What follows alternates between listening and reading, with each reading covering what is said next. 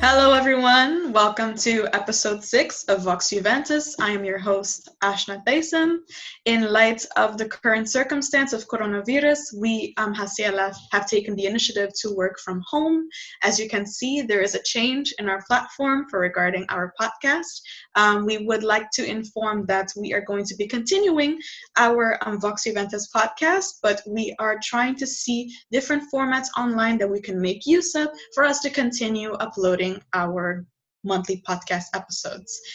In light of the current situation, we would like to inform that because most people are at home, we were going to take advantage of this opportunity to do more podcasts more frequently. But we will inform you guys more on that soon, so stay tuned.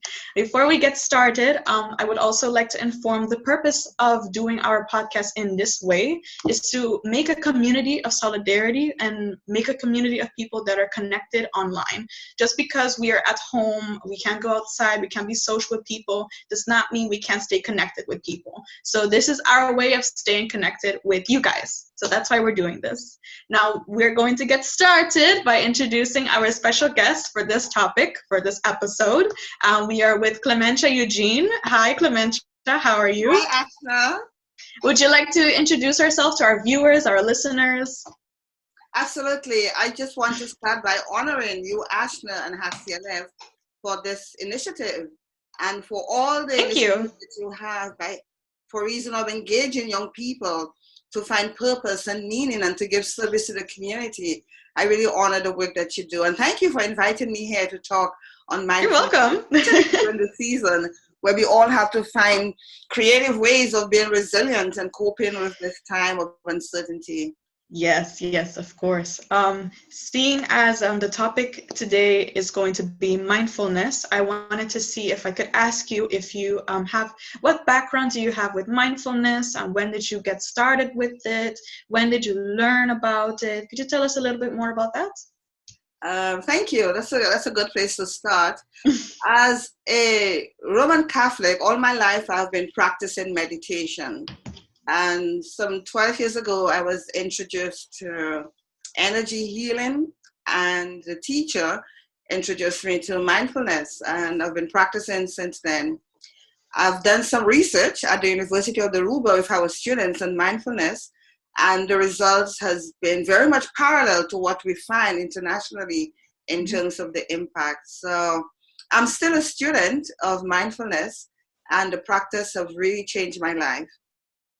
Great. That sounds lovely. Very, very nice. So I think the way we are going to start this conversation is simply by asking, what is mindfulness? I believe there are many people out there that have heard about it. It's possibly something that have been coming up on the internet, on social media. People are promoting it, but people don't really know what it is. Could you explain what mindfulness is? Mindfulness, the simplest definition would be paying attention to the present moment, being right here, right now. For example, Ashna, I am here with you. I will endeavor to be mindful by making sure as far as is possible, my body, my mind, my spirit is here with you, and not on what I will do later this afternoon, or what I'll do tomorrow, or what I did yesterday. But really try to recognize that I have nowhere else to go. I have nothing else to do but to engage in this conversation with you, Ashna, and embrace this moment with open curiosity, with excitement, and just embrace it and just move with the flow. So that is mindfulness, just being right here, right now, in the present moment, and accept everything as it is. Okay, all right, okay. So it's essentially to be centered within yourself and to be in the moments present, essentially. Absolutely. It would be, another way you could put it, it's the opposite of multitasking. You know, when you multitask, young people like to multitask. They're on the cell phone, they're driving at the same time. They're thinking they're going to wait for class, they have homework to do. Or they miss Instagram, or what's going on TikTok. And what we do know is being multitasking is really a myth, and it's creating havoc in our brain. Yeah. And think of a young person doing all those 5 things that I've mentioned, What really is their attention on? What is it they're paying attention to? Yeah, exactly. Really nothing Makes a lot except of to sense. create a cognitive overload of the Yeah. brain and then to feel frustrated, upset, angry, annoyed, because you're just wasting time when you multitask. You don't achieve anything because nothing has your attention, really. That is true. So you just create stress and being overwhelmed. But when we practice mindfulness by just being in the present moment, focusing on one thing at a time, you achieve so much more and you enjoy life so much better. Yes, yes, I can imagine, because you are dedicating yourself to one thing at a time and focusing primarily on one thing at a time, making, more effective results for whatever it is you want to do. Absolutely. Absolutely. Yes, yes. Yeah. All right. Well, maybe many people are thinking that this sounds like something that they could aspire to do, but they wouldn't know where to begin. Could you let us know or inform us more about how you can learn mindfulness? In order to learn mindfulness, one needs to appreciate that there are two forms. There is a formal type of mindfulness, and then there's the informal. So the formal part is where you sit down or you lie down and you engage in practicing deep breathing, for example. Or I do Tai Chi. That is a form of movement, mindfulness meditation, or yoga, where you take time in the day to sit, to stand, and practice. So that is the formal type. And then you also have the informal type, where everyday activities from sunrise to sunset, or from waking up to going back to bed, you incorporate mindfulness and being present in your day-to-day activities. So in the morning, you're brushing your teeth. Think about who is it brushing their teeth right now and be present with what you're doing. Yes. You're having a shower, Ashna. Next time you have a shower, find out how many people are with you in the shower. Perhaps you're already at the office at HCLF. Perhaps you're already in the car driving at the stoplight.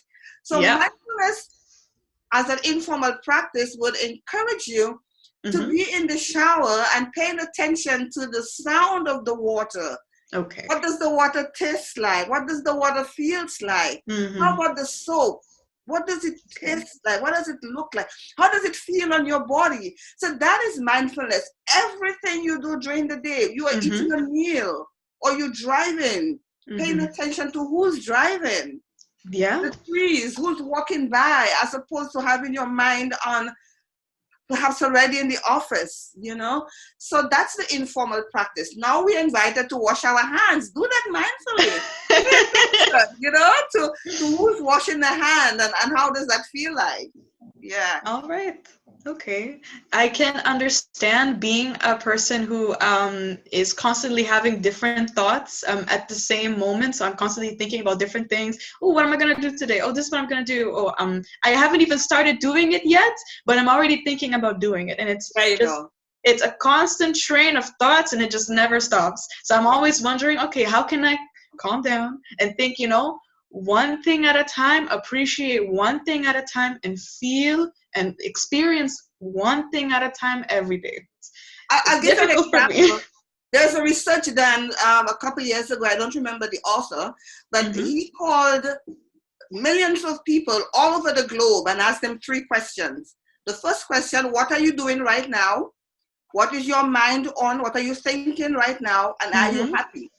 So, for example, they would ask Ashna, what are you doing right now? I'm doing the dishes. What are you thinking of? I'm thinking of having to drive all the way to St. Nicholas to work. Are you happy? No. So what the results showed is people whose mind was on what they were doing at the moment reported to be happier. So if Ashna was doing the dishes, her mind and her thoughts and her thinking was on doing the dishes, she would have reported being much happier. You see? So when our mind and our heart is on what we are doing right now, we are much happier. And that's the beautiful thing of mindfulness, being in the present moment and being aware of what we're doing. Okay.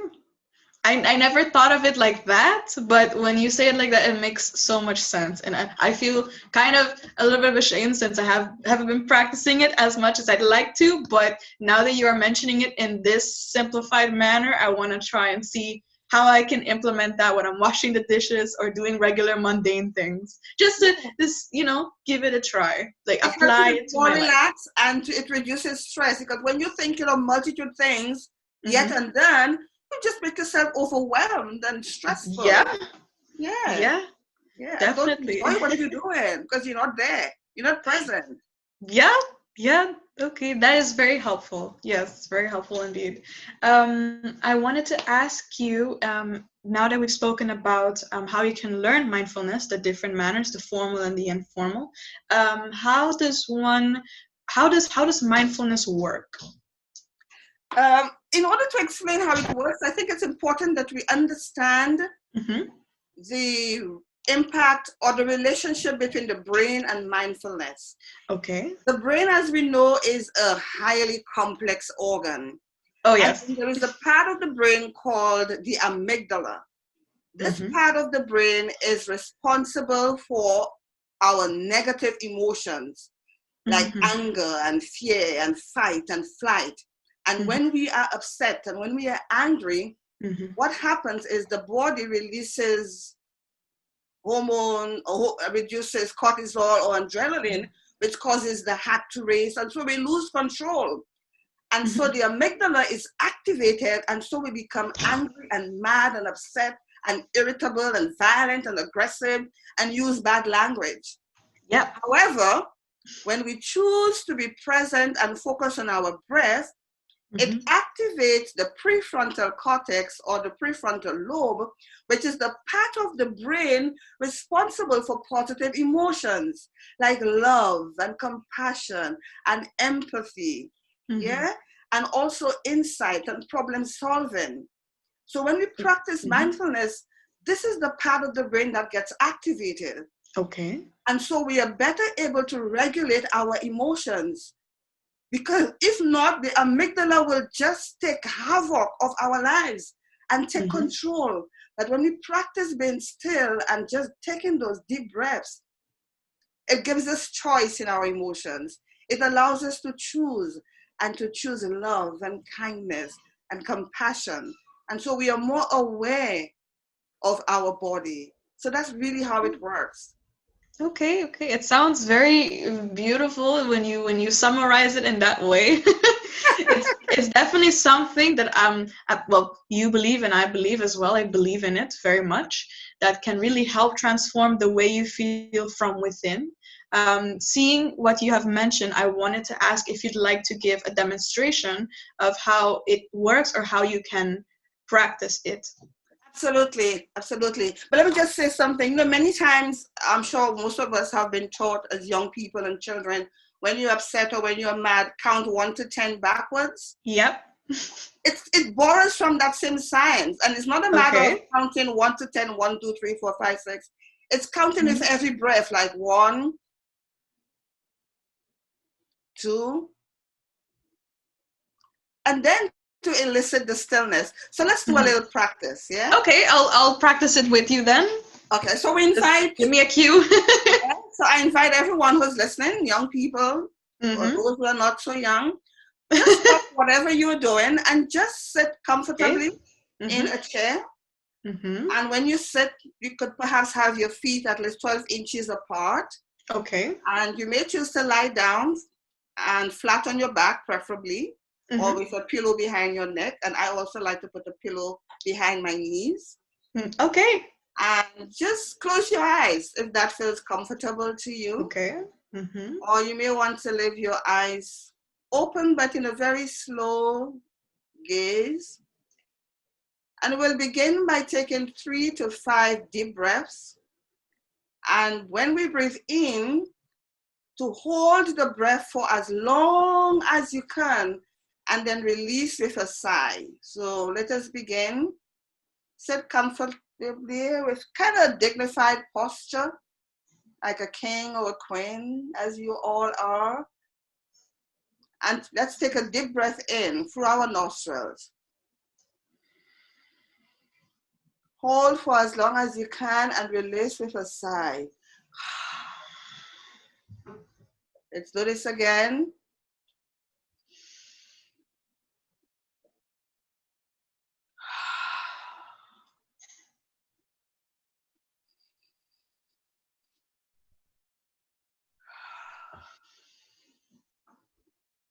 And now I invite you to breathe normally, just paying attention to the breath going in through your nostrils and out through your mouth.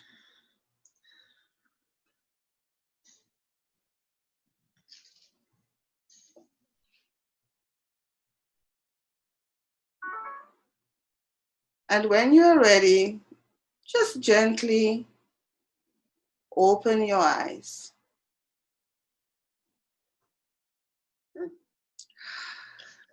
That was very nice. Thank you. How was that for you? How did you feel? Very nice start of the day, even though it is a little bit much later. But how did you feel when you were doing the breathing? I felt a deep calmness and stillness within myself. I felt like all of my thoughts that are usually keeping me from sitting still were clearing. It's like as if it was almost blank, like almost white. I don't know if that's the purpose of the exercise, but I felt like my mind was cleared and I could just focus on my breathing and allow myself to feel my breathing coming in and out. There you go. So what has happened by taking those short breaths, and that was for about a minute? Yep. The breath has simply activated the part of your brain called the prefrontal cortex, which is responsible for regulating emotions, responsible for making you calm, responsible for relaxation, for experiencing inner peace and insight and problem solving. It's as simple as this. So you didn't do anything special except for just paying attention to your breath and see how you experience the benefits already. Could you imagine practicing that every day? I would be more calm, I find. Although I will say one thing, there was a period in my life where I would wake up early in the morning, go outside of my house, maybe around 6 a.m., and I would just sit in silence and I do like a sort of breathing exercise and the chanting of Sanskrit. And I would do that for about maybe about 50 minutes before I would go to school. That's when I would go to school. I don't go to school anymore. Now I work.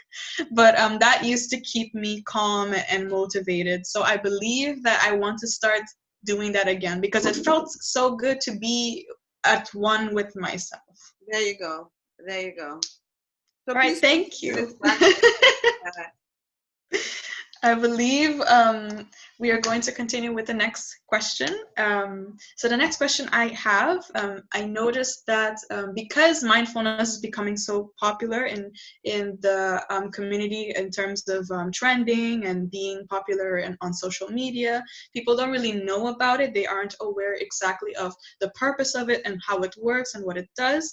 Some people have misconceptions about mindfulness, and some people believe that it's either something spiritual or related to religion. So in regarding to those kinds of misconceptions or misunderstandings, I wanted to ask, is mindfulness affiliated with religion or religious beliefs?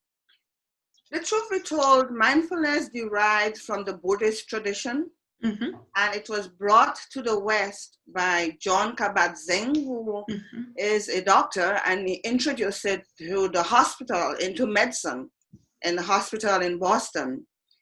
And now it has permeated every discipline. So this act about mindfulness is really focusing on the breath. And the truth be told, Ashna, in order to breathe, you do not need to pay allegiance to any king, prophet, priest, or deity. The breath is a free gift that you have. And you take it with you everywhere you go. And you need nobody's permission to breathe. So with that said, on the one hand, one could argue it is not affiliated to any religion, but Mm-hmm. we must credit its source, which is the Okay. Buddhist tradition. Yes, yes. We have to credit the source. Mm-hmm. So all we have to do with mindfulness is just focusing our attention on our breath and our breathing, using the breath as an anchor, always going Mm-hmm. back to the breath.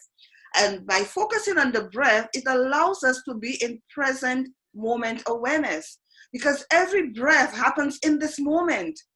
The breath Yes, that we that's are true. breathing now is not the breath of yesterday or Nope. the breath of tomorrow, or even the breath a minute from now, or the breath just a minute that just gone by.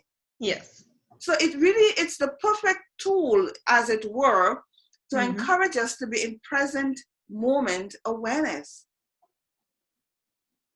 Okay. So that's That why was it's that. not affiliated to any religion, and Mm-hmm. it has really taken over the world. It's been used in Yeah, it medicine, has. in sports, in education, from Mm-hmm. kindergarten way up to university. Yes. Politicians use it.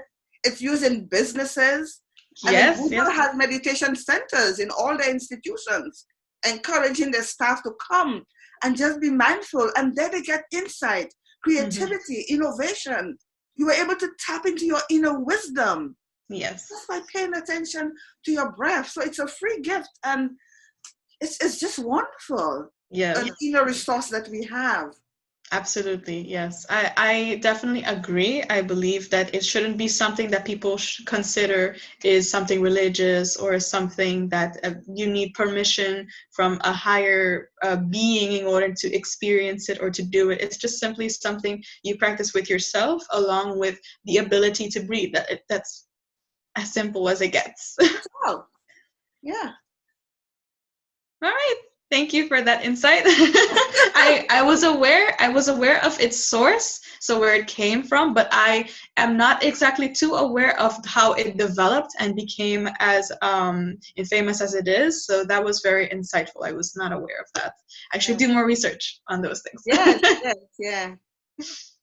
But I wanted to ask you, seeing that we're talking about all of these benefits that mindfulness has, I wanted to ask you, what are the positive impacts that mindfulness can have on young people? Seeing in the previous moments that we started with our podcast, you briefly mentioned that young people are always rapid, thinking about different things.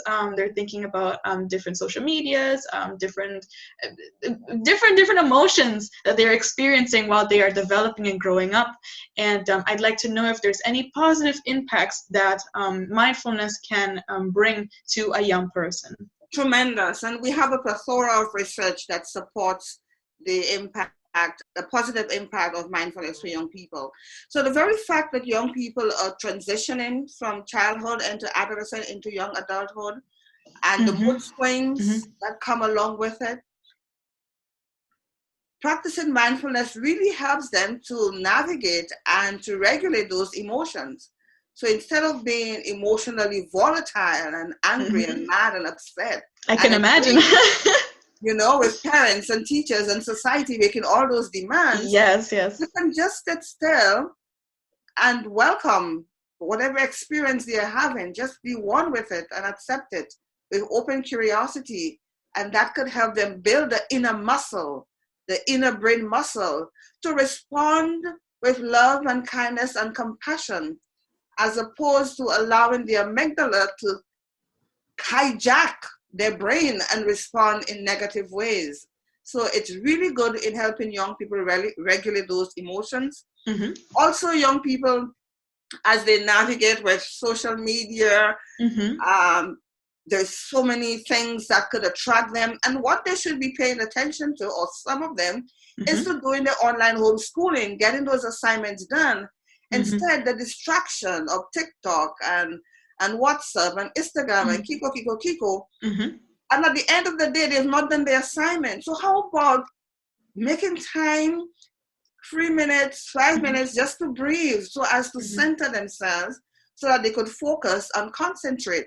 And that's another benefit of mindfulness. It helps with focus, attention. It helps to concentrate. Young people need to build that muscle in order to survive Yes. schoolwork, for example. Yes. Some young people worry a lot. They're under Mhm. tremendous stress, Right here, me. even succumb to depression because they have to be worried about pleasing the wishes of the parents. At the Mhm. same time, succumb to depression, what their friends want, what Yep. society wants of them, Yes. and trying to vacillate between feeling good, bad, sad, and anything in between. So Mhm. mindfulness can really help them cultivate this stillness, this peace, and developing self-confidence and self-esteem.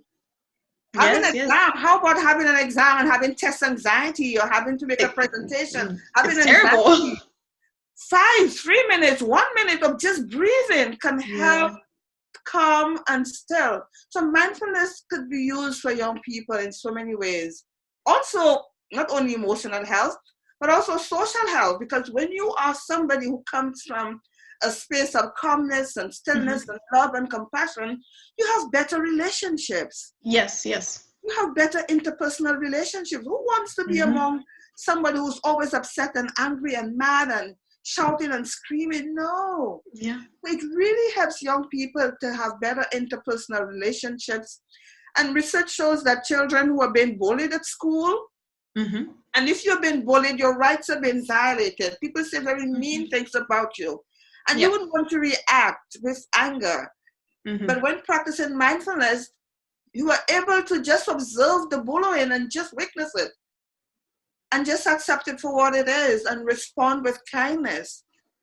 You see, so young people could really use it to really help them navigate the challenges of being youth.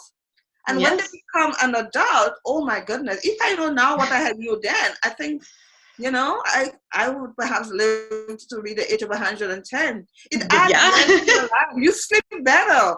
It improves your sleep as well. It Yeah. boosts your immune system. How many young people Yes. have problems sleeping because of the distraction of social media? Yeah. And sleep deprivation causes depression or causes Mhm. irritability, anger, sadness. Yeah. And if only we could just, practice to be in the now, I think our young people would enjoy Yeah. Yeah. a I life of feel mindfulness. I feel more recently there has become a bigger interest for young people to get involved in mindfulness and in a better way of thinking for themselves and a better way of feeling of themselves. But I still see or encounter, not that I encounter it anymore, but in experience with my sister, like her friends and her interactions and the people around me, I still see that young people are struggling to create meaningful connections and real relationships amongst themselves. A lot of the times, because of the pressures that you've mentioned of young people growing up, they become either superficial or they create relationships among themselves that are very superficial, that are not necessarily deep or meaningful. So by practicing mindfulness, they can definitely become more aware and apparent of the kind of connections that they want to make, not only with themselves but with other people. Yeah, I'm happy you mentioned the idea of self-awareness, and that's one of the benefits of mindfulness. You become more Yeah. self-aware. So, for example, a young person may receive a message on Instagram or on WhatsApp, and before you respond, you could respond mindfully by taking a Hmm. few deep breaths. And before you respond, think, whatever I'm going to post, is it kind? Is it loving? Yes. Is it clean? Is it respectful? Yes. But before you can do that, you need to step back and take a few deep breaths and think and reflect. Ask yourself those questions before you post something. Yes, Yeah? I think so. Or is Yes. that what is more important for me to be doing right now? Should it not be cleaning my room or getting my homework done, getting my assignment done, or reading this book as opposed to the distraction of social media? You see? Yes. So I Yes. think it's tremendous. Yes, yes, yes. I feel especially more so now, the age that we are in, everything seems to be like instant gratification. You can get things very easily, and there is no notion of working for something or being patient for something to take place.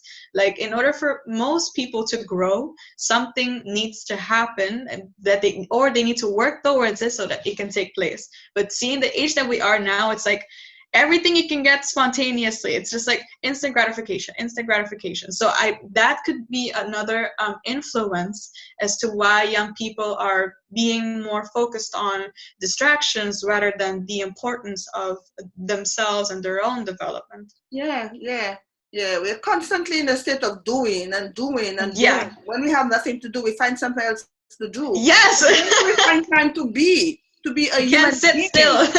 When do we get time to be and to still? I remember life began with breath. Remember the story of creation? Life Yes. began with breath. And so we are called to go back.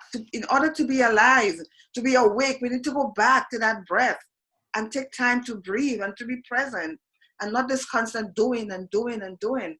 When do we ever have time to be and celebrate life? Yeah. Exactly. That is very true. Yeah. Now that we've mentioned all these different things, I was wondering, in regards to young people, how can young people practice mindfulness? We touched about it a little bit, but maybe we can talk about a little bit more further. Yeah. I would encourage young people to, from time to time during the day, just stop. You could begin at 3 minutes or 5 minutes and increase it to 10, 15 minutes and just pay attention to their breath. There are many guided practices online, and I would encourage, especially those from Mac Williams and John Kabat-Zinn. Okay. Just start by practicing 3 to 5 minutes breathing space, the guided mindfulness meditation. So that's a good way to start. Cool. And in every day in our lives, just stop and just pay attention to what you're doing and paying attention to the breath. So I would say to try to access there are many resources online for young people. Insight Timer, calm.com. These are free apps they could easily put on their cell phone and make a commitment to practice throughout the day. What can you do on that app? There are many millions of examples of Okay. guided meditations on those apps. Oh, okay, all right. And it's free. Insight. Even better. And calm.com, and there are many others. Mm-hmm. There are many others. But that's a good place to start. But I highly recommend Mark Williams and John Kabat-Zinn websites. Okay. There's also a website for mindfulness for teens as well. Oh, all right. Are they, is the information provided there in a much simpler manner for them to understand and for them to be guided in a way that... Yeah, indeed. Mindfulness for teens have a repertoire of short guided practices for young people and designed by young people themselves. Oh, okay. Well, that's very nice. I was not aware of that. Very nice. And we have many young people are involved in sports, and mindfulness has been integrated into the world of sports. So before you go into a competition, just take a few minutes, to calm the nerves, because there's anxiety just before you engage in competition. But taking time to breathe and just doing a short practice, it helps tremendously. And again, definitely. I understand why it's in sports, because I feel like a lot of the times people, when they are doing a routine of discipline, they kind of have conflicts within themselves of the things that they should be doing and what they shouldn't be doing. So distractions. And primarily, I believe that's the main reason why they incorporated it into sports, is to keep them focused on one thing that they need to be focusing on, but how to improve their focusing abilities on that thing. Mindfulness really helps you to get focused attention. It is training the mind to focus and to pay attention on one thing at a time. Now, that is why it is called a practice. because the more you practice, the better you become at it. And so strengthen the brain networks responsible, for activating the prefrontal cortex. So young person listening might say, okay, tried it for a week and it didn't work. But it is a practice. Think, when you began to ride a bicycle, or when you began learning to swim, or when you Exactly. began playing volleyball. And did you give up after the first couple of times? No. It requires practice and training. So that's why we said it's a practice. We have to keep practicing and practicing and practicing. Yes. And actually, it may not be the right thing for everybody. And it's a matter of finding what's good for you, So if yoga is not the best thing, how about Tai Chi? And there are over 1,000 types of meditation. So if not mindfulness, maybe another type of mindfulness. Exactly. Or maybe journaling might be something, or maybe painting, or maybe artwork. So mindfulness is just one of the many repertoire of activities that young people can engage in order to help find their center and regulate their emotions. Yes, exactly.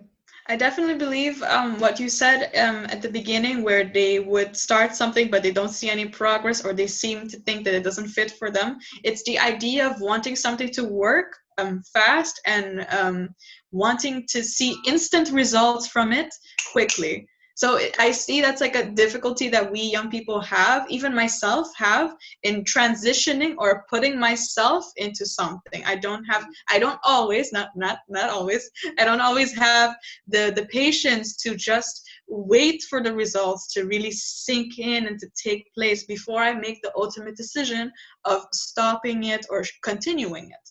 So that's very important. It requires discipline and practice, and practice, and more practice, and some more practice, but never give up. Yes, of course. Well, before we close this episode, it has been a really wonderful episode. It's been great to talk to you, Clemente, about mindfulness. I was hoping that before we close this, is there anything you would like to do, any exercise or any things you would like to say before we close the episode? Maybe we could end with another 1 to 2 minutes of practice. How about that? Yes, that would be a great idea. Yes. Yeah, okay. So I invite everyone who's listening to just sit comfortably or lie comfortably and close your eyes and just join me in this guided practice. I'll do it together with you once again. And everyone who's listening, wherever you are. Yes, of course. Comfortably, feet flat on the floor, about 12 inches apart. Close your eyes if that feels comfortable to you, or in a short, soft gaze. And let us begin by taking 3 deep breaths.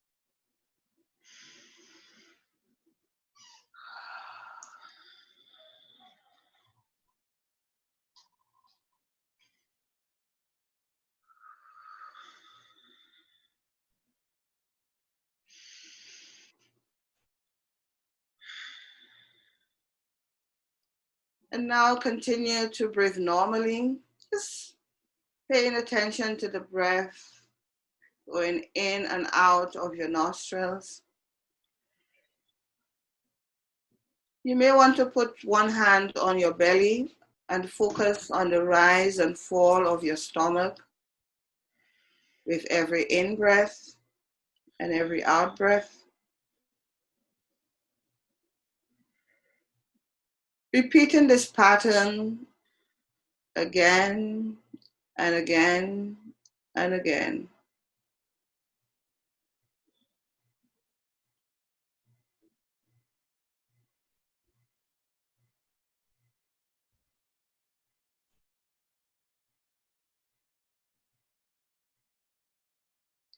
It is okay if some thoughts may come into your mind.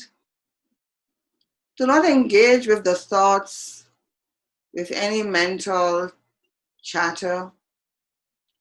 It is in the nature of the mind to think thoughts. So as the thoughts come in, just acknowledge the thoughts and let them go.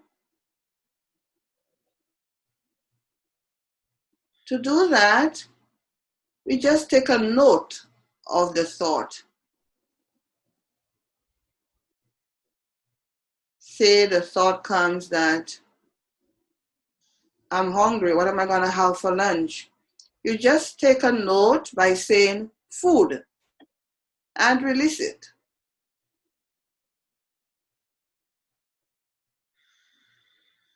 Maybe a thought comes that I have 2 assignments to email to my teacher. Just take a note, assignment, and let it go.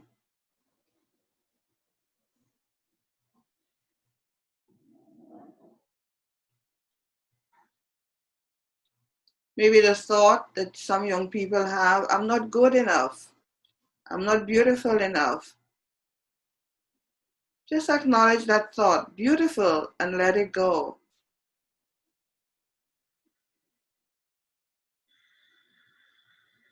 And when you let go of the thought, you go back to your breath as an anchor. So you go back to your breathing, inhale through your nostrils, or the rise and fall of your stomach.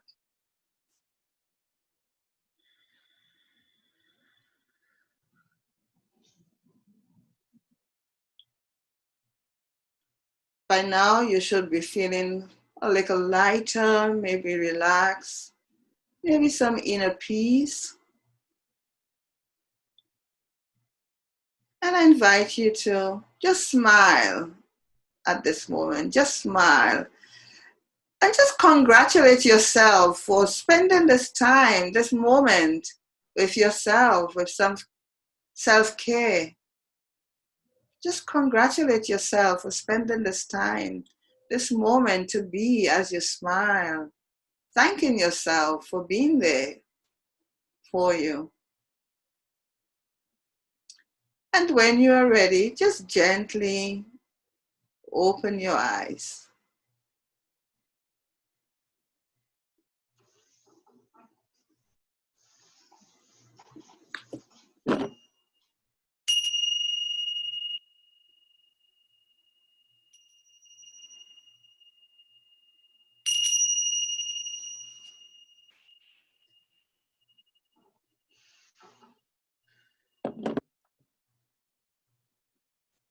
I wish you well. Thank you very much, Clem. That was very nice. Another moment for me to really embrace the moment that I am experiencing right now, and I hope that everybody else listening or watching has experienced the same thing. Thank you. Thank you. And I wish all young people who are listening, I wish you well. And I invite you to really consider learning more about mindfulness practice so that you can enjoy a better quality of life. Mm-hmm. You can regulate those emotions and you can celebrate life and accept whatever experiences that you have. Just welcome it in. Just take it all in. One day at a time, and just go back to the breath as an anchor. It's a free gift, and I wish you well. Thank you, Ashna, yes. And I wish you well. Thank you. Wish you well as well, Clem. Thank you very much. Thank you for joining us in this podcast. Thank you for informing everyone on what mindfulness is. The main reason why we wanted to speak about this in the podcast for this episode is because in light of the current circumstance, a lot of people are experiencing anxiety, stress, or worry, and they don't really know how to cope with it, seeing that there isn't much that they feel that there isn't much that they can do.